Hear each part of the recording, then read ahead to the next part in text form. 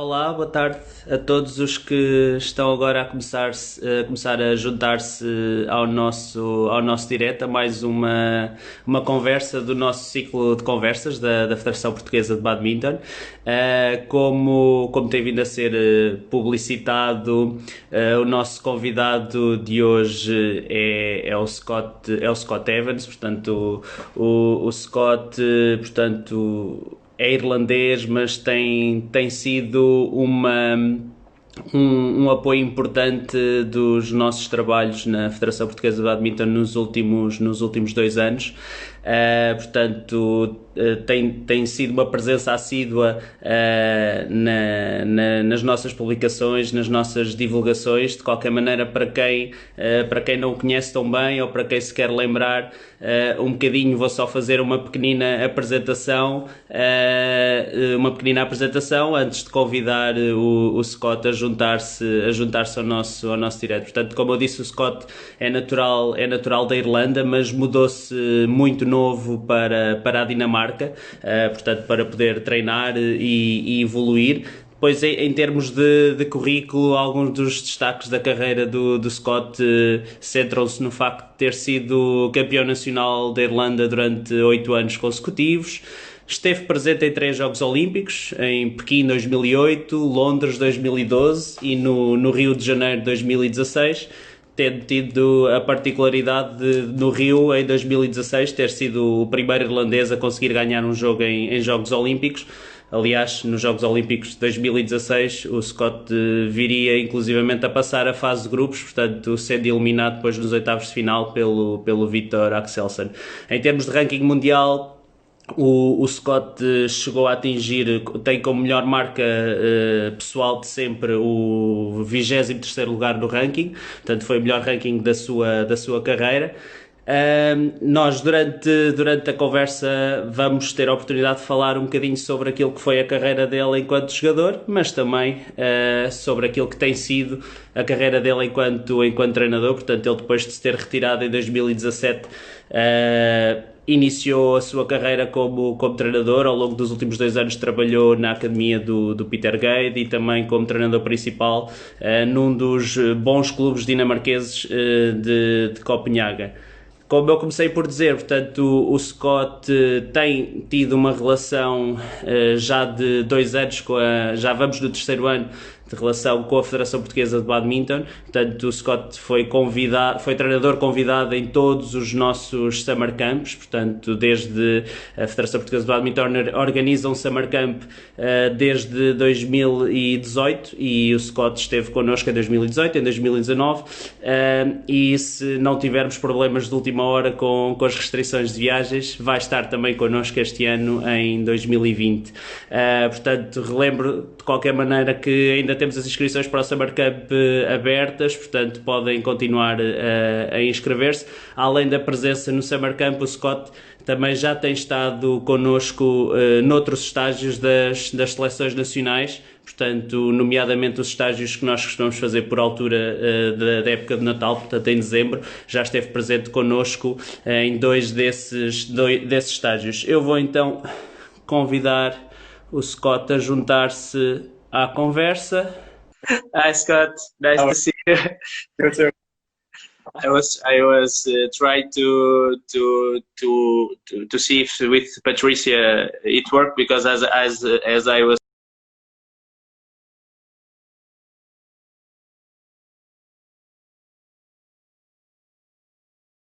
now. So thank you, Scott, for accepting our invitation to talk a little bit with me, but essentially to get to know a little bit more about you, about your career as an athlete and as a coach.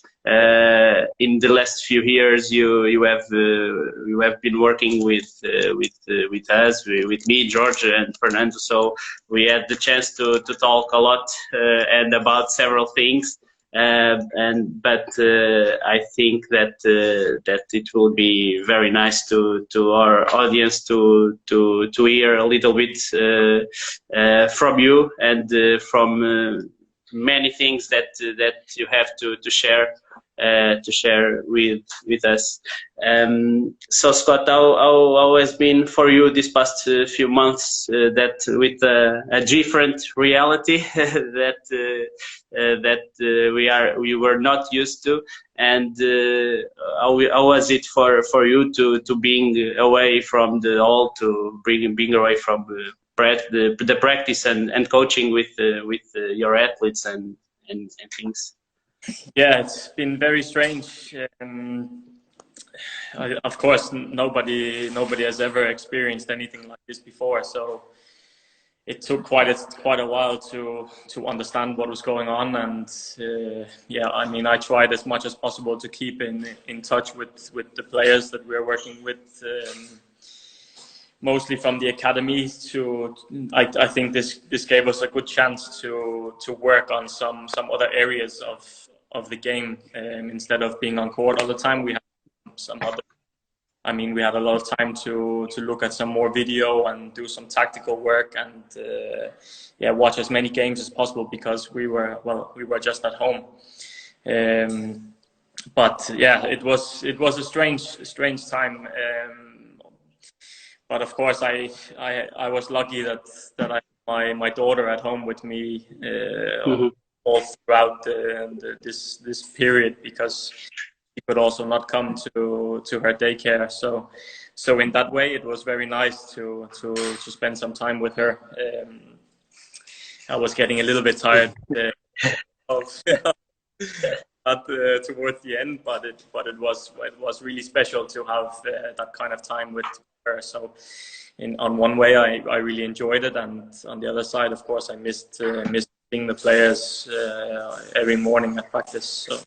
Yeah, I will start with some of the questions that we have for you. I bet that the first one that I'm gonna make it's one of the most questions that the people ask you, but it's also something that we can relate to you, because as I told the audience in the beginning, Scott moved from Ireland to Denmark at a very young age, and we are also from a small country in terms of badminton. Of course, Ireland has better results to show in comparison to our results. But what made you make that decision to move from Ireland to Denmark at a young age, and how hard, if it was hard for you, but how was the process behind that decision that you made at a really young age? I think the decision about moving was very easy for me to make, which I talked a little bit about when I did the podcast with my good friend Widdinghus. Yes. Couple of weeks ago. But so the decision from my side was quite easy, because I knew I wanted to do a career in badminton, and I knew it wasn't possible for me to do that at that time in Ireland. I also wasn't a huge fan of sitting still in the classroom at school, so it was quite an easy decision for me.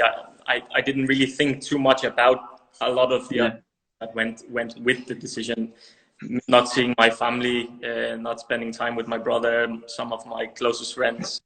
I didn't really think so much about that at the time. My focus was only on badminton. So I think the hardest part was for me to find out what was going to be the best decision for me. I had some different possibilities. I had the possibility to move to Sweden.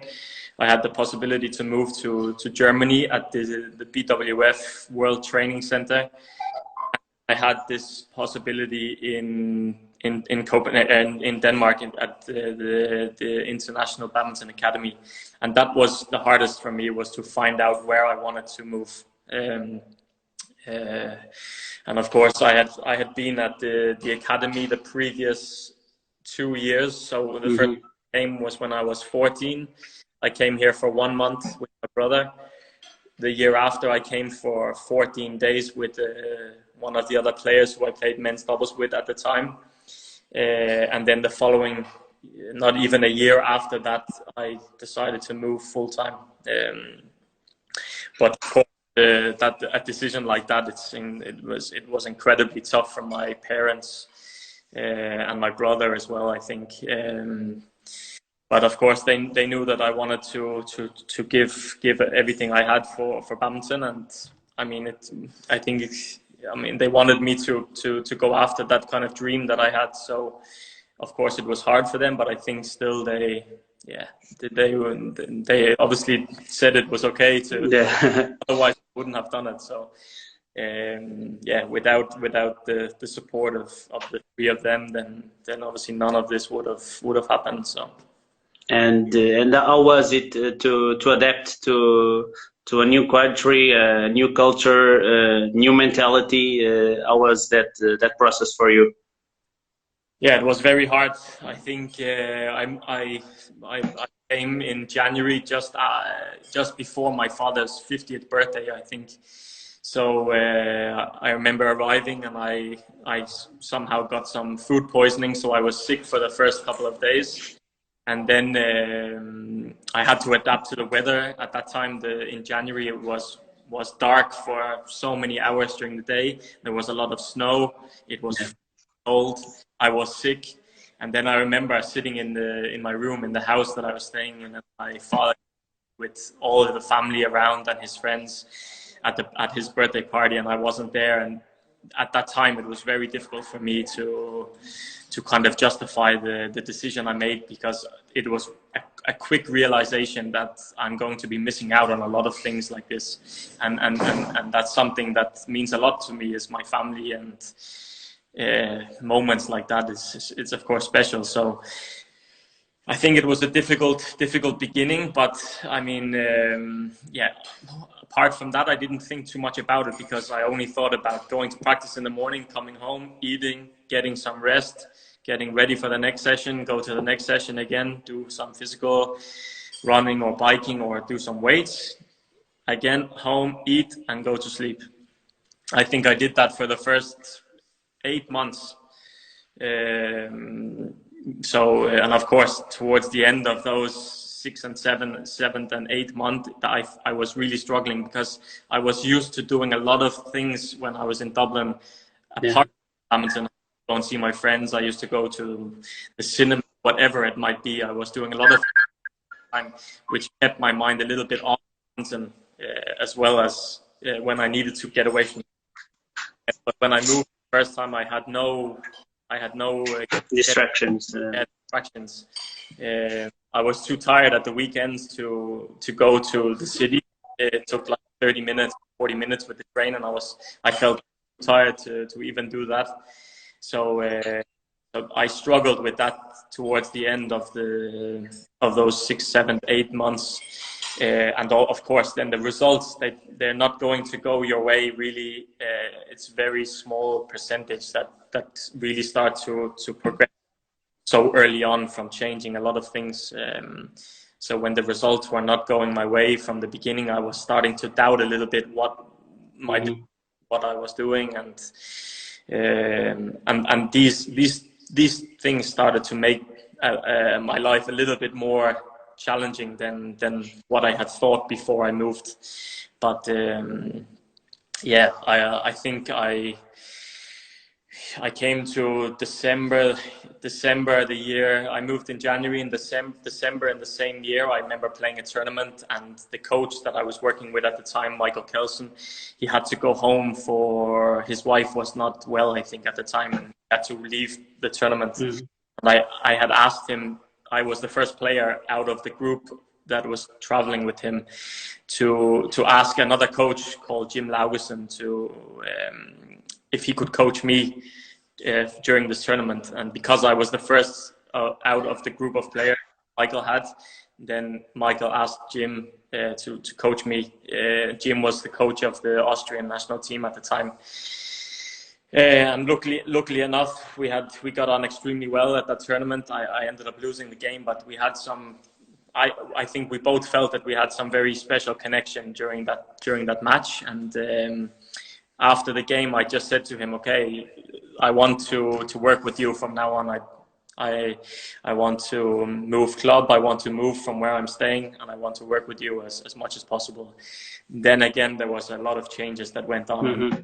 From one area in Copenhagen to another area. I changed clubs from the club that I was in at the beginning to a new club. And then I started to work with Jim every day. And we were just me and him together. Sometimes there was some other players joining us, but most of the time it was just the two of us. And then from there, I started to experience a lot of different things with badminton and also outside of badminton, which helped me, creating this kind of life that, when you move a different country, you need to create a new self. And it was this move that I made there with Jim that I started to create another life for myself, which made it a lot easier for me to be here and be away from my family back home. And have you experienced all of that? So you have, of course, you are really the go-to guy to, if a young Portuguese player were to decide to move to Denmark to practice and to try to evolve.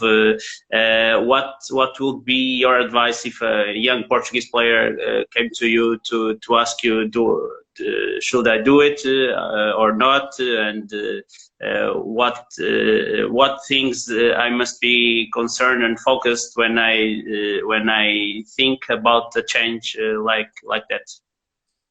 Well, I would definitely say yes to go and experience something. It's never a bad thing to go and experience something new, a new culture, a new way of training, a new way with coaches.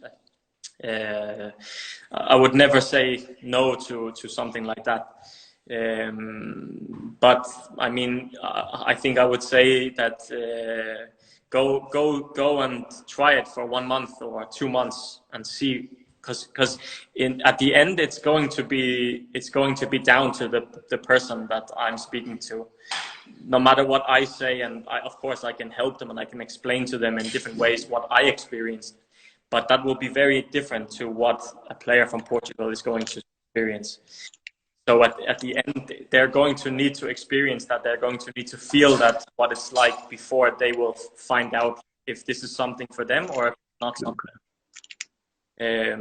But I would definitely say go and try it out for some time, maybe 3 months, so you still get that feeling that you're away from home for a long time, away from friends, away from a boyfriend or girlfriend, whatever it may be.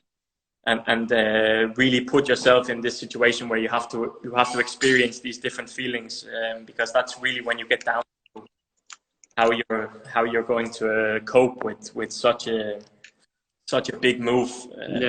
Because it is a big thing to move at a young age to another country and be on your own. You have to be very you have to be able to look after yourself. You have to be able to understand what you're doing, to really take all this information that you're getting in from different players and different coaches to improve all the time. You really need to be strong mentally to do that. But yeah, for sure I would say yes, absolutely go and try it. Even if it's a bad experience, you're still going to learn something from that, which can help you in the long run. So sure, I would say yes, try to do it.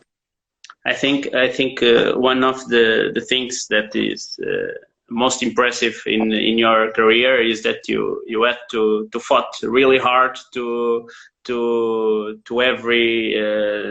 every small step that you achieve, to every result, small or big, and in Portugal, we usually, if we ask to a player what their main goal is, they will always say to play at an Olympic Games, but without really knowing what it takes to to get at that level. Most of the times we try to focus them more on something like an international career, playing the circuit, and maybe later get the level to be at an Olympic Games. What would be your advice for young people, Portuguese or not Portuguese, young people that want to bet on an international badminton career as a player? Well, the most important thing is that they have some kind of understanding of what it means to be a professional athlete, and I find that a little bit difficult to. I can explain it, but I think if I had to explain it to a player, I'm not sure that they would totally understand what I'm saying. And the reason for that is that they haven't experienced something like what I'm explaining to them before. So until they try to live that life and experience what it's like being a professional athlete, before that it will be very difficult for them to fully understand what that's like. That's some of the challenges I've had as a coach the last couple of years, is trying to explain this thing to players, that like a feeling or an experience. How do you explain that so that the player really understands what we're trying to tell them? And it's really an exciting discussion to have with players, because you really need to get down to the details about if it's about like going professional, or if it's about a certain shot or the technique or tactics in a game, or how to watch a video, how to watch your matches, how to analyze other opponents and stuff like that. It takes a lot of time to understand that and to feel that and to experience that. So there's not one thing I could say that will make somebody understand straight away. That's something that comes over a long time. One of the main struggles here in Portugal, and I suppose that in other small countries also that is a problem. And for our best athletes, it's hard to manage to combine their career as athletes with the studies, because in Portugal it's very clear that it's hard to make a living out a career as a badminton player, so they have to keep studying. During your career, do you combine your badminton experience with some kind of studies? And do you think that it's possible to combine the two of them without jeopardizing at least the career as an athlete? I was very lucky that I didn't have to study on the side.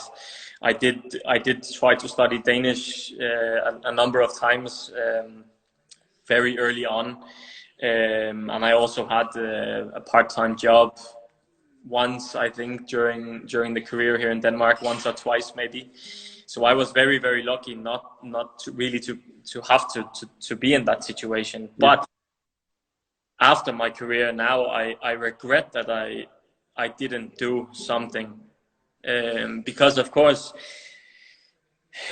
you need to be 100% focused on your career when you decide to go professional in sport. No matter what sport it is, you need to be really, really focused. But there still is times during the week when you have time to study for something. I really believe that that's possible, and I know a lot of the Danish players as well. They have been studying while they've been practicing full time, and they're doing it without. Of course, some periods is going to be very difficult, but there will also be some periods where it's easier, where you maybe don't have to study as much, and then you're maybe more fresh and stuff. But I mean, Peter, he didn't study during his career, as far as I know. But then there's other players, and a player called Anders Boesen, who was maybe top 5 in the world in men's singles. He studied to be a doctor. But then you look at the two of their careers. Of course, they're very, very different. Peter has an insanely insane career. I mean, Anders also very very career, but there's still a difference. Then you can discuss if that's because he was studying on the side. I don't think that has something to do with it, but again, when he finishes his career, he goes straight into being a doctor.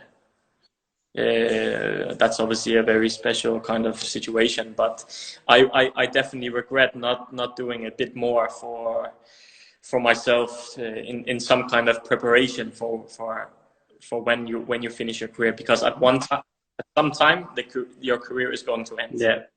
That's one thing that's 100% sure. So I really believe that you can do small things during the career to help you for when that time comes. Okay. That's something I regret not doing. During my career. I think though in Denmark they have some very good systems, some good schools, some good online schools also, which fits really well for athletes who need to be at practice twice a day at certain times and can't go to the school and be in the school all day. So they kind of have a system here where the schools work around the badminton or the sports, and that's okay. You need to have that in Portugal, for example, or in Ireland. You need to have that so that it's possible to put your sport first, but you can also study alongside that. So it's not always studying going first, and then sport is always second. In Denmark, you can do it the other way around. So sport is first, studies is second. It's not a problem to do that here. Here in Portugal, the government have been implementing programs like that, but until you are 18, those programs work very well, because it's a little bit easier to combine the two things. Our federation, the Portuguese Badminton Federation, also has a program like that in Caldas. So we work with the school, and we can manage the schedules of the athletes and the students to try to combine the athlete path and the student path. But as our athletes arrive at college education or university, it's a little bit more harder. The system in Portugal is not quite prepared yet to help those athletes to achieve the best in their sports career. But small steps have been implementing. So maybe in the future we can see the influence that those steps have. We've been talking about your career. What do you consider to be the highest, the best moment or moments of your career as a player? Of course, Rio, the Olympics in Rio is, of course, an incredibly special moment for so many different reasons. I also won a Grand Prix tournament in Brazil, which was really, really special to me as well. And then, of course, my first international win, which was in Ireland, that was a really special moment for me as well. My mom was there when I won the final, and I mean, my parents have been through the whole journey with me, and then to have my mom there when I won and stuff like that was incredibly a special moment. So they would definitely be the three moments that really meant something for me. And in the other side, do you have a moment that you identify as a low point in your career as a player, or more than one moment like that? I have definitely more than one of those. I probably have 5,000 of those, but yeah, of course. During a tournament in 2012, I received a black card, actually. Yeah, that was an incredibly difficult period for me. Of course, I know that I I didn't behave in the best manner when I was on court after losing the game.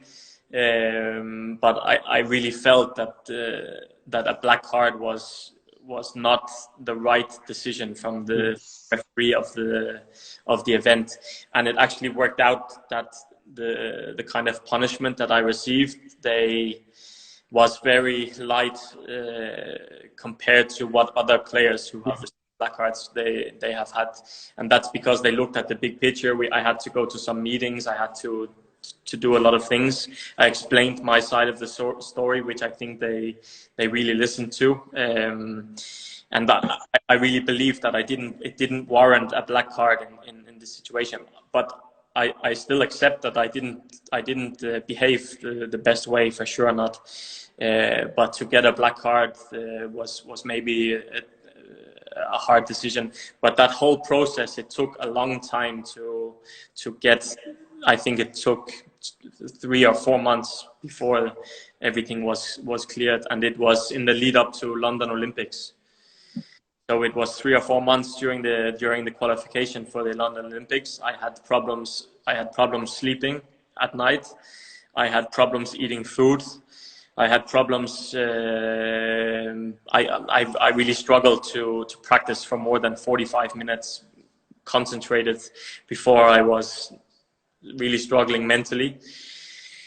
Of course, that has something to do with the sleep and not so much during that time. But that was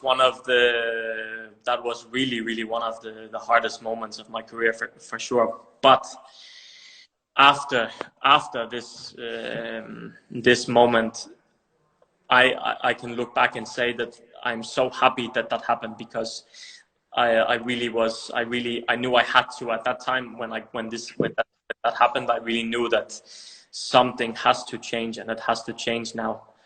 So I kind of went totally introverted into myself to look at every area of what I was doing, and I had to make some really tough decisions at that time. But I really think that I put a lot down to the successes that I had after this episode, and also the person that I was trying to become, all down to this moment. Because without that moment, maybe I wouldn't have made the changes that I needed to change, to be more mature, to have a better understanding of how I was behaving, the results that came after that, the way I practiced, the way I approached tournaments, the way I approached other people, the way I treated other people.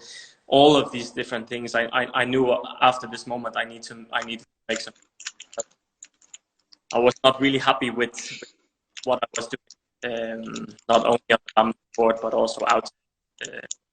So I'm of course disappointed that it happened, but I'm also very grateful that I was able to change a lot of things because of. Yeah, most of the times the people that are not inside the dynamics of the sports, or just see the results on tournament software or whatever, most of the times they just see the player who wins the game, and the player who loses the match, and doesn't know everything that is behind those athletes. But you obviously you talked it a little bit about that now. How did you as an athlete deal with your distance from home, the periods with not so good results, and the level of play, with the pressure to perform? Do you have any help? We know that today most players can work with mental coaches or sport psychologists. During your career, was that an option for you? Yeah, I think the first time I went to a sports psychologist, I think I was about 12 years old. So I have been working with them for so many years. And I needed that, of course, as well. I struggled a lot with being very nervous when I was younger. Because I only ever the kind of thing that I learned when I was younger was it's about winning and losing, and I didn't want to lose and I wanted to win, and the more and more I kind of had successes when I was younger, no matter what sport it was in, the more and more I became nervous about losing, and that's something you try to. I mean, I try to talk with the players, some of the players that we have, some of the young players and stuff, is that you can't just think about winning and losing. There's a way to the result, and you must think of how you're going to get to the result that you want. The tactic in badminton, you're thinking about the tactic. Tactic of the game. How are you going to play? What is your opponent doing? What do I need to do? What are my opponent's strengths? What are my strengths? Where can I win some points from my opponent?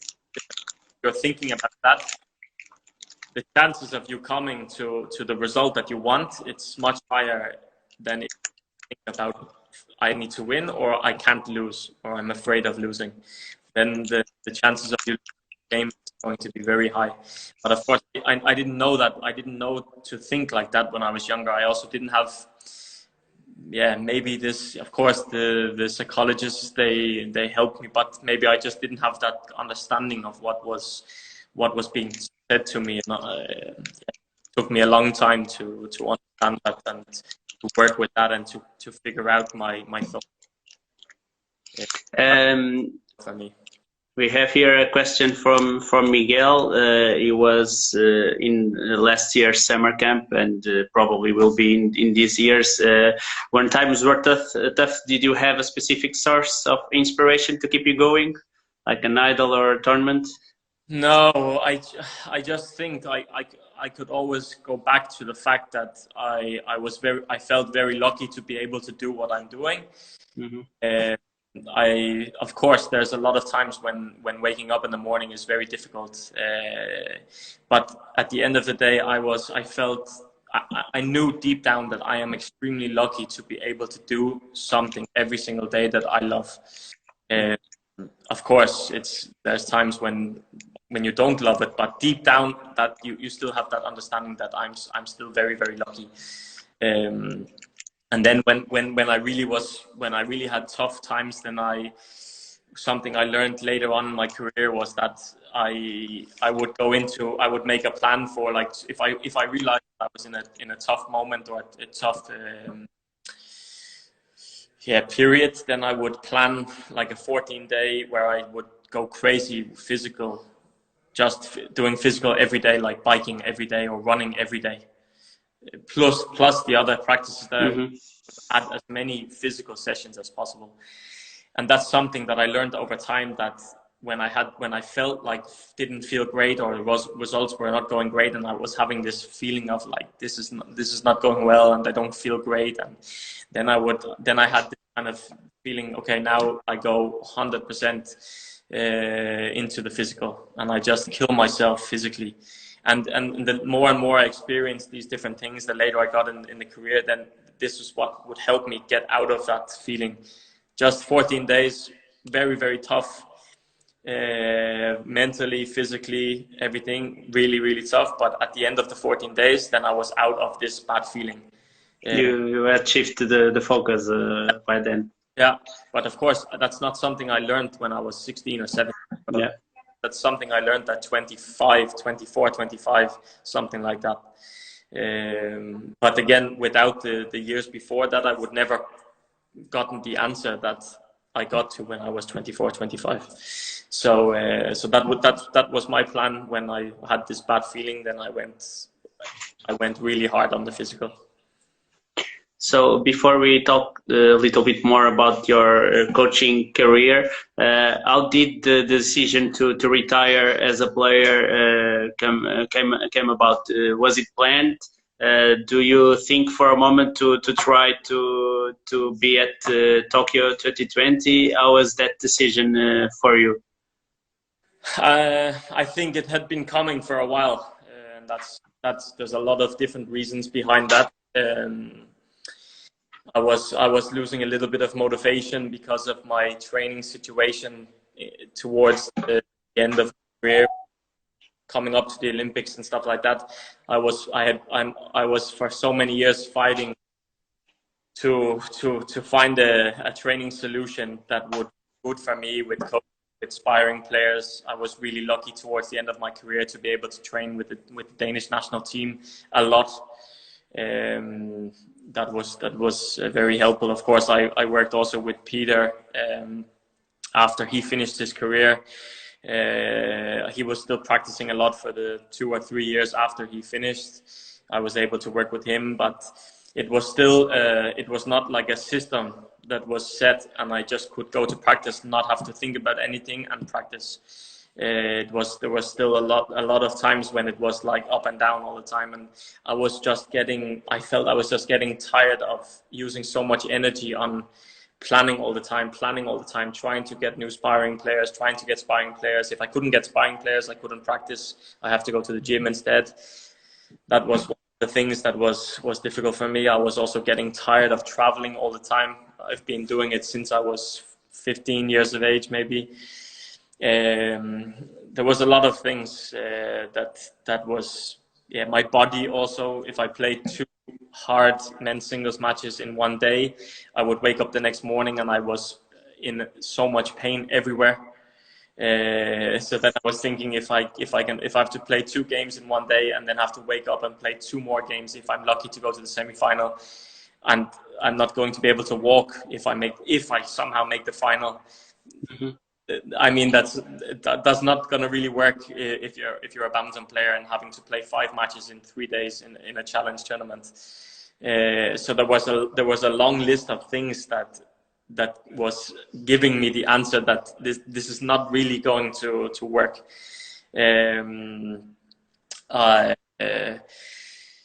Yeah, and then of course the opportunity to work together with Peter came about.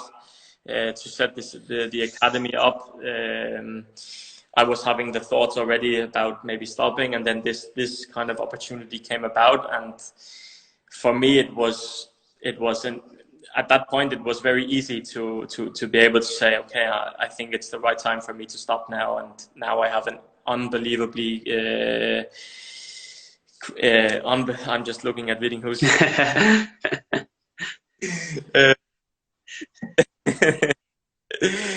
An unbelievably incredible opportunity to be able to work with one of the greatest of all time.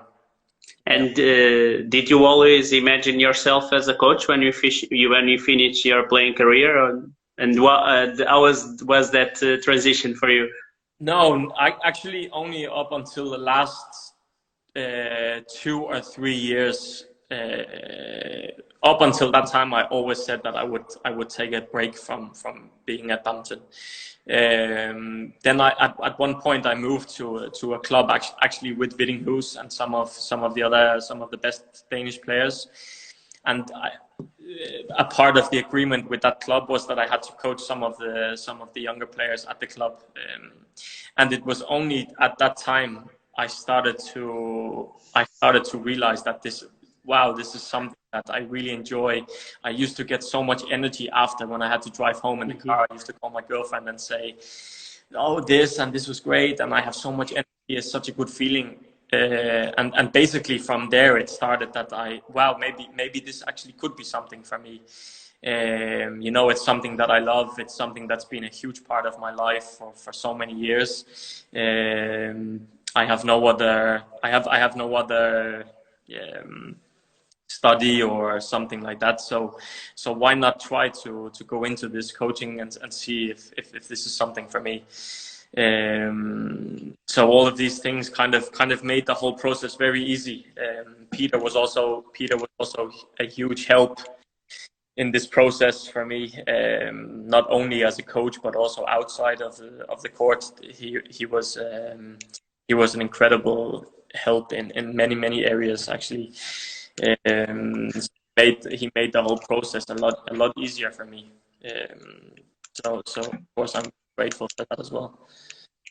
And you coming from Ireland at an early age, you were aware of the struggles and the limitations to practice and develop as a player in countries like Ireland or Portugal, for instance. And seeing the differences that your players of the chances that the players in Denmark have in comparison with other countries. Do you think that knowledge of your struggles in your early on in your career helped you in your role as a coach right now? Yeah, absolutely. I think that's also why we made a great team, me and Peter, because we came from two very different backgrounds, and that made it a perfect combination to start this academy. And no matter what kind of player that would come and work with us, we were 100% sure that we could either of us with both the backgrounds that we came from, we could help no matter who came to practice. That was something we spoke a lot about at the beginning, and I think we also, I mean, I don't want to speak too much for Peter's side, but from my side, I think it was great. A lot of the players that saying to me as well, like, it's a great, before we even said anything, they're like, it's a great combination to have that you're both from different backgrounds, you've both experienced a lot of different things. Peter has been one of the greatest players to play the game, experienced so many huge things, winning All England, stuff like that. My background is very different to his. I didn't, of course, get the results that he got, but I have, of course, experienced a lot of other things that maybe he hasn't experienced. So I think for sure it's a positive thing to have that kind of background and that experience. And what was for you, what is for you the biggest challenge as a coach? I think this is something like we talked about earlier, about having, like, trying to explain different kind of feelings or different experiences to get the player to really understand what we are talking about, if it's tactical or it's technical or it's whatever it might be about the game. For example, if you wanted to teach something about a technical shot and you're talking about a feeling that maybe I know and Peter knows, that kind of feeling to make a stroke, and you're trying to explain that to a player so that they can understand what they're trying to understand the feeling that we're trying to describe. That's extremely difficult. So that's that. But I mean, it's something that I think is very exciting to talk about and to try and make your way to an answer, so that the player knows or has some kind of idea about what you're talking about, because that's the way that they're going to improve the best, is that they understand these things that we're trying to teach them. But yeah, of course, at the beginning that was a huge challenge. Of course, I had a lot of things to learn when I first started to coach, but that's obviously I had one of the greatest players of all time to help me, and I had to learn from him. So I was very, very lucky, I think, to have this chance. Scott, we have some more questions for you, but our live session will end in a few minutes. So I will just like to end this one and start another one, and I will invite you to join us to just answer to some of the maybe 5-6 questions that we have to finish. That's okay? Yes, sure. Okay, so I will end now, and we'll come back in a few minutes. Okay, so we're back, Scott. You've been talking about the chance that you had to work with Peter. You talked also about practice with Vitingus. In your career, you've worked with several top athletes and top coaches. Which ones have made the biggest impact on you, and why? You've talked about Peter, but there was other ones that have made an impact on you, and in that way.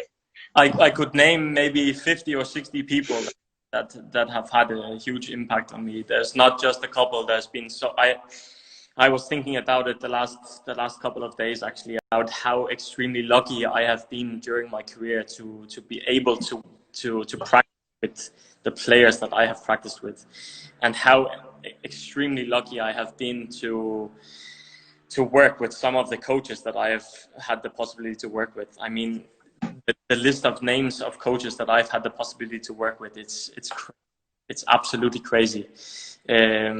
So I mean, I really have been so lucky to have these chances and these opportunities. I couldn't name three. I mean, there's so many of them that have had a huge impact on me. So it would be very difficult for me to name a couple of people. That goes also for one thing that we talked about earlier, the importance, the advantage that the player can get with working with different coaches, or at least having the feedback from different people, and try to learn and to grow with those those coaches and their feedback to us. I can just name some Danish people that I have been able to work with. I have I'll try to remember just some, but I have worked with Michael Kelson. I have worked with Lars Ure, who has been the national coach in Denmark for many years. Yeah. I have worked with Thomas Sture Lauersen. I have worked with Peter Gade, Jim Laugesen. I have had the possibility to practice with Anders Bos and Niels Christian Kaldau.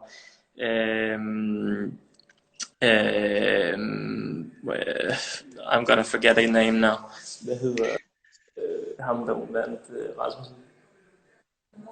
Peter Rasmussen, 97 world champion. There's just some names that Kenneth Jonassen, I've also had the opportunity to work with. Jakob Høy, who's a coach in the Danish at the moment. Thomas Stavngard is also a coach in the national team. Jesper Hogard is also a coach in the national team now. That's an impressive list. I can keep going. Jesper Larsen, I had the opportunity to work with. I mean, I think I must be one of the luckiest people to have these kind of opportunities.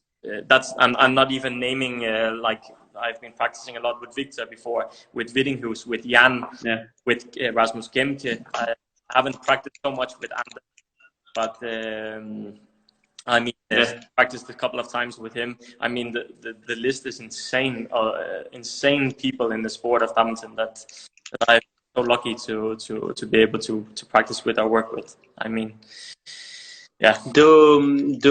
Scott, do you have any particular ambition for or dream for your future as a coach? Any project that you can call or consider a dream that you want to achieve or to get in your career as a coach, or is something that you don't think too much about? I think just the most important thing for me is to try to keep improving as much as I can, and keep learning as much as I can as a coach to be able to help players that I'm going to work with. And then I'm quite relaxed about where that takes me with my coaching role. I have always had some thoughts that I would love to help Ireland out in some when I was finished, but I haven't defined that role. It's also not something I've talked about with Badminton Ireland either, but that's of course something that means something to me. So if I could help them in some way, that's something that I would of course be very interested in. But apart from that, I'm open to different things, as long as it fits with my daily life and my daughter and my girlfriend, my family, which has they are first priority for me from now. So everything I do, it needs to fit in with these two. So, but where that can take me, then I'm open. I'm open to trying different things. Now to some of these last questions, a little bit more related with the work that you've been developing with us here in Portugal. This will be your third year as guest coach at the summer camp, and you've been involved in other national teams training camps with us. What has how has been this experience for you, getting to know the Portuguese players and to work with me, George, and Fernando? How has been that experience for you? You can say bad things if you want to. It's been terrible. No, it's really been great. I love it. I really love it in Caldas, actually. The people, like you guys, working with you guys, the people in the federation also. I find it difficult to explain how kind you are, especially to me, a foreigner coming in, and maybe sometimes trying to take over the sessions, and if I have my point of view, then I want to make it like it is, and it's not always easy to be in that situation. But the way that you handle that, and the way that you treat me while I'm there, it's I mean, it's that's something that's very, very special for me, and that's something that I really appreciate a lot. Then you have the players on the other side, which again is a fantastic group of people. Some of them now I have met a lot of times. I think it was the under-19 group. Like this group, this team of those players. Again, same, so incredibly kind. Sometimes I think too kind, actually, being an athlete. But when I'm there and I experience that and I have that feeling, I mean, it makes it really special to be there. Then I can talk about Caldas, the city, and how my days are while I'm there. I could keep going. Being able to play golf with George and him, of course, is really, really great. You will decide that. Going to the festival with you guys, having some gin and tonics, a few of them, something like this. It's I mean, there's a lot of things that just makes my trip there every year very special.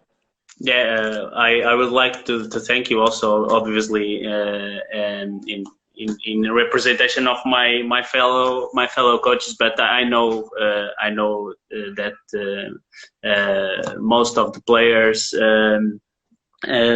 take in very serious consideration all the things that you share with us.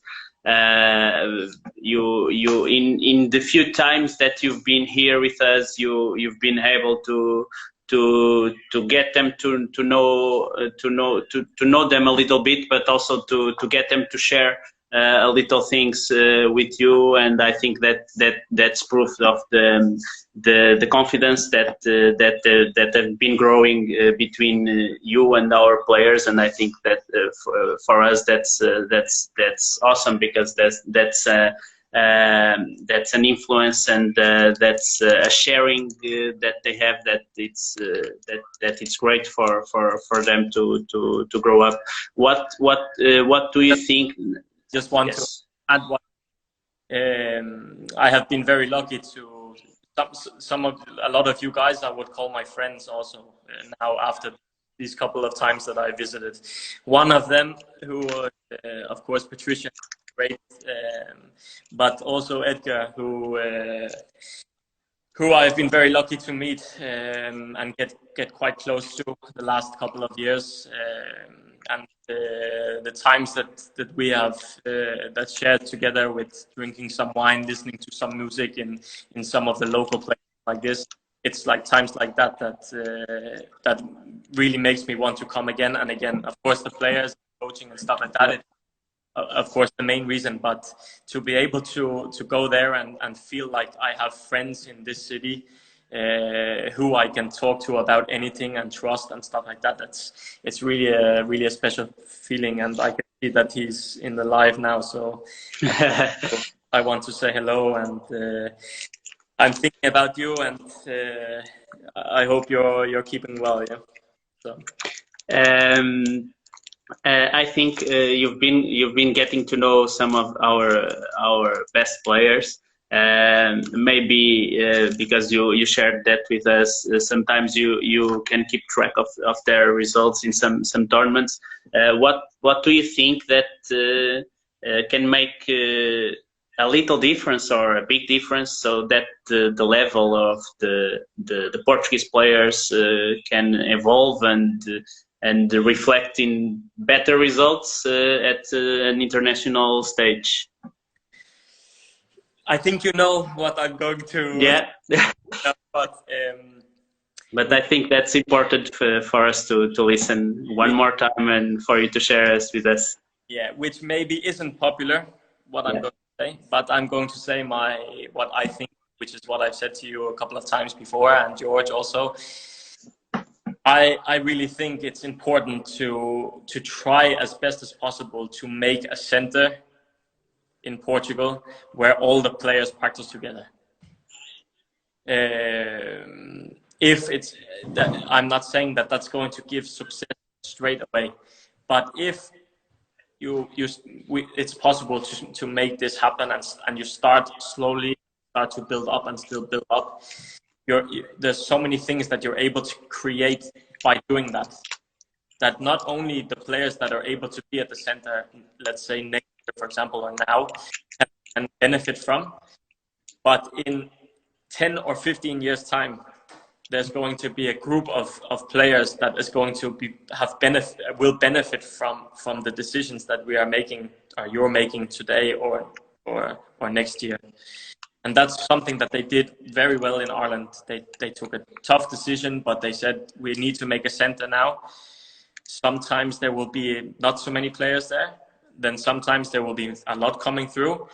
But in the long run, if a country, all countries like Ireland, like Portugal and many others, if you want to have some type of chance to get these good results and get some luck, if you're lucky, if you get one or two of these players that really do something, it all starts, in my opinion, with having everyone together, because it's very difficult to